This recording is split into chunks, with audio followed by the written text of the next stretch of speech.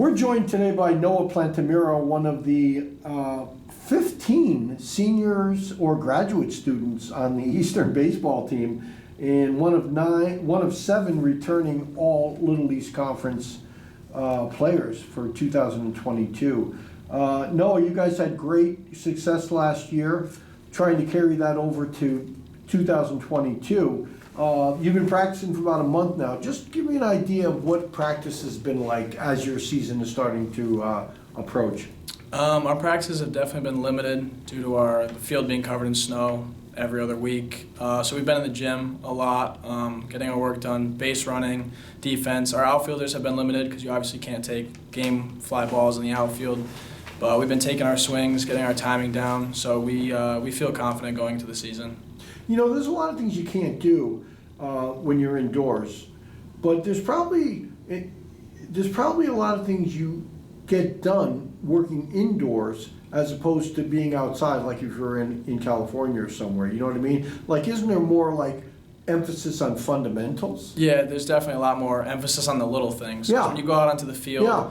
You want to take BP on the field, hit long fly balls, Yeah. get your outfielders reads, but when you're in the gym, you really have to focus on the base running, signs, bunt defense, and I think practicing in the gym a lot, it makes you almost tougher, because once you get out into the field, you have a much better appreciation for the sun, the dirt, the real grass, and you're just ready to get out there and have fun. Well, you guys had a great year last year. You're the #1 ranked team in New England for throughout virtually the entire season. You went to the NCAA, you won 30 games, you won the Little East Conference regular season. And so you have 15 seniors and graduate students back. What can you possibly improve on from last year? I mean, you guys had a real well-rounded game. Yeah, there's always little nooks and crannies that we can keep working on, of course. Our chemistry with all those guys, we really embrace the younger guys, so we're all a team. That 15 number with the graduates and seniors, we really don't look at that as older guys, younger guys. We're really embrace the younger guys, so we're good right now. You guys, as we said, you guys had just a great season last year. And I think people thought you were going to be good last year, but they may not have thought you were going to be as good as you were.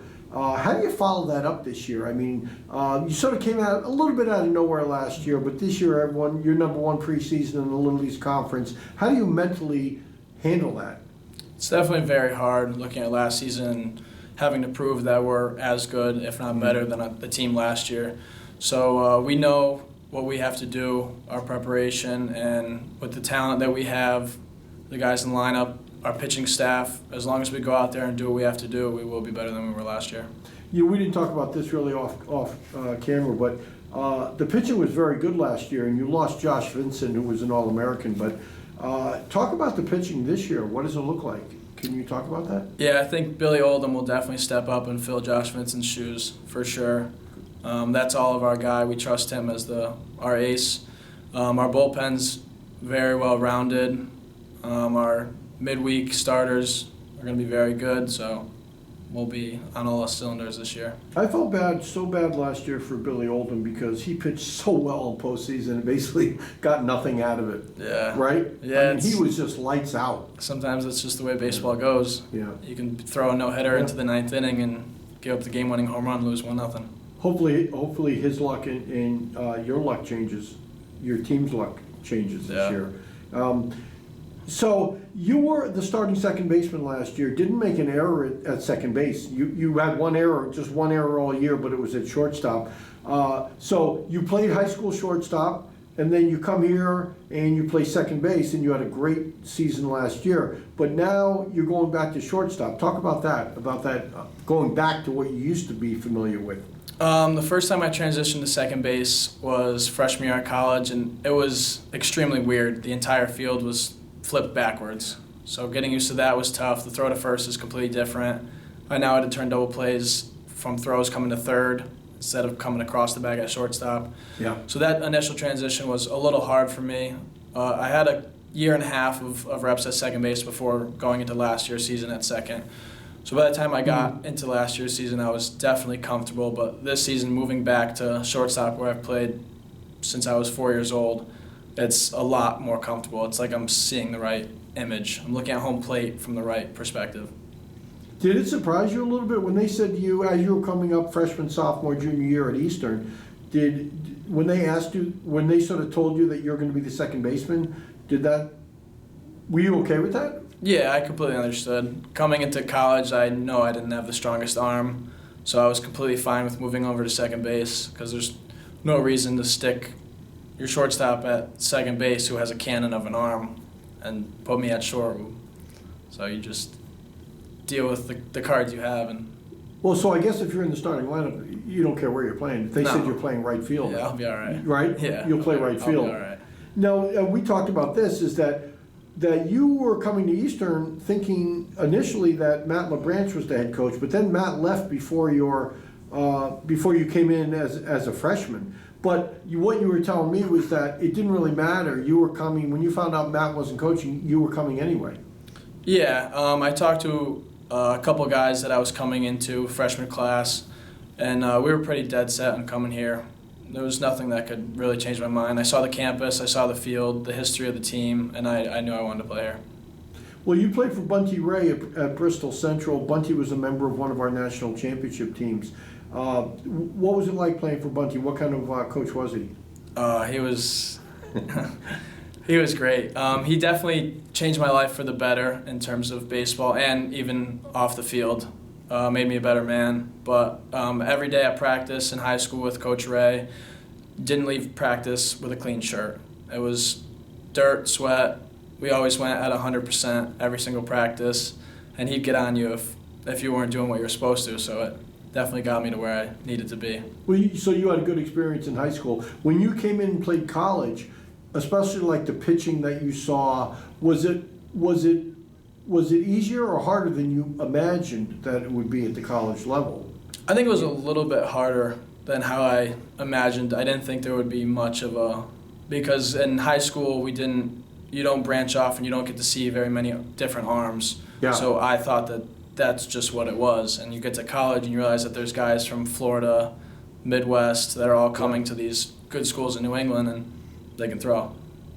So do you think the expectations this year that you're hopefully that you're going to advance beyond the Little East, get into the NCAA and stuff like that, but how do you guys, and we talked a little bit about this already, but how do you keep your head on straight, like, hey, we're really good and we got a good team, but we've really got to stay focused? Yeah. I mean, nothing's a given. Yeah, I'm going to be honest, it is definitely very hard to keep your head on your shoulders and know where you have to be, because you look at the pre-rankings, we're 9 going to the season, and it's hard to not let that get to you, but that's your only option. You can't let it get to you, because if it does, we'll get bounced again in the first 2 games of the regional like we did last year. Well, you came in, and right now you have 4 teammates that came in with you as a freshman. So a lot of those players that came in with you as a freshman are no longer here. How difficult is it to play a college sport? To make it 4 years. Yeah, it's definitely very difficult with time, being able to manage your classes. Even myself, I've had my fair share of struggles, so you have to work with what you have, and kind of just take 1 month at a time, 1 semester at a time, and you end up in your senior year. Is it basically, at the college level, is it basically a year-round game? In terms of playing in the spring, playing in the fall, playing in the summer? Yeah, you definitely have to, because you do have the option to not play in the summer, but when you get back here in the fall, you can tell that with the guys who didn't play in the summer, and you're definitely behind on the 8 ball going into the season. Well, what do you think, with all the experience you have coming back, what areas do you see this team as really being strengths? Is it just strengths across the board? No, not necessarily. We definitely have our downsides, but for obvious, I would say our chemistry is unbelievable throughout the entire team. Like I said earlier, we don't look at freshmen as freshmen, sophomores as sophomores. We're one team, so we pick up the next guy, pick up our teammate, and we're really one unit this year. Did it surprise you a little bit that so many of last year's seniors who had the opportunity to possibly graduate, did it surprise you a little bit that many of them decided to come back for 1 more year? No, we knew we were getting those guys back. You did? Once we got eliminated the way we did, we talked and we knew we were getting those guys back because they weren't ending their college careers that way. Well, in last year's NCAA tournament, of the 9 starters, 8 of them are back. So you would have to think that experience is going to be a real key for this team. Yeah. Right? Yeah, definitely. It obviously helps out a lot, but our depth. Last year we didn't have very good depth. We had the guys that played, and now this year we have unreal depth in the bullpen, on the bench. So if we need guys or someone's not performing well, struggling, we can always go to that next guy and we'll be just fine. Doesn't that put pressure on people? When you're on a team that might have 2 or 3 real legitimate players at your position, doesn't it put a lot of pressure on you? Like, I can't go 0 for 4 very often or I'm not going to be playing. Yeah, it definitely puts that pressure, but it brings you back to, like, you're at recess, you're competing with the next guy. It's a lot more competitive than it was. Last year you can sit back and be complacent with your position, sometimes slack off, not work hard, but this year you have to be on it every game or the next guy will be up. So Eastern Connecticut baseball is going to open up its season on March 5th. They're going to be playing 3 games in Maryland. They're going to come back and then they're going to Florida. They're going to play 7 more games in Florida before they open up at home in the northern season. On March 22nd, they're going to be hosting Nichols College in a non-conference game. Noah, thank you for being here and good luck this year. Thank you very much.